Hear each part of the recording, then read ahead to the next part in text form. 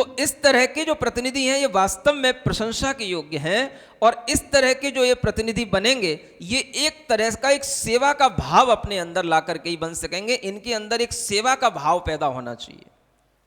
हमारे अंदर धर्म का भाव पैदा इसलिए नहीं हो पाता क्योंकि हम धर्म की सेवा नहीं करते हैं। हम अपने लिए ही सब कुछ करते हैं, दूसरों के लिए कुछ नहीं करते हैं कभी कभी।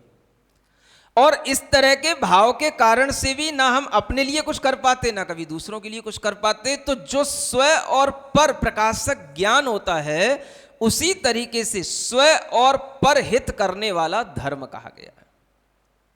तो धर्म हमेशा केवल अपना ही हित करना नहीं सिखाता, अपना भी करें और दूसरे के हित में भी हम सहयोगी बने। तो प्रतिनिधि का यह कार्य है कि वह स्व पर हितकारी व्यक्तित्व के रूप में सामने आए। और इस तरह का जब व्यक्तित्व अपने साथ में अगर थोड़े से भी 10-12 लोगों के समूह को जोड़ करके रखेगा तो समझ के चलना कि वह समाज के लिए एक सुदृढ़ नींव तैयार कर रहा है। और इस तरह की क्वालिटी अगर जैन लोगों के अंदर आने लग गई तो जैन लोगों में भी एक सेवा का भाव पैदा होगा। आज जैन धर्म की प्रभावना कम क्यों है? क्योंकि आपके अंदर सेवा का भाव नहीं है।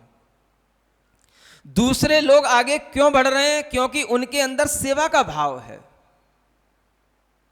ऐसा नहीं कि आपके अंदर गुणवत्ता नहीं है, क्वालिटी है, लेकिन आप उस क्वालिटी को दूसरों को देना नहीं जानते हो।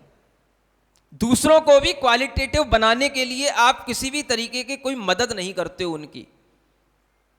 दूसरों के दुख सुख में भी आप सहभागी नहीं बनते हो। दूसरों को और ज्यादा मैच्योर बनाने के लिए, उन्हें अपने आप में उनका स्थितिकरण करने के लिए आप कोई प्रयास नहीं करते हो।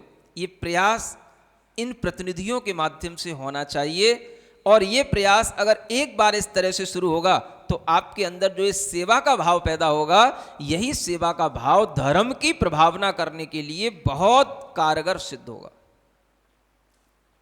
धर्म की प्रभावना सेवा भाव से होती है।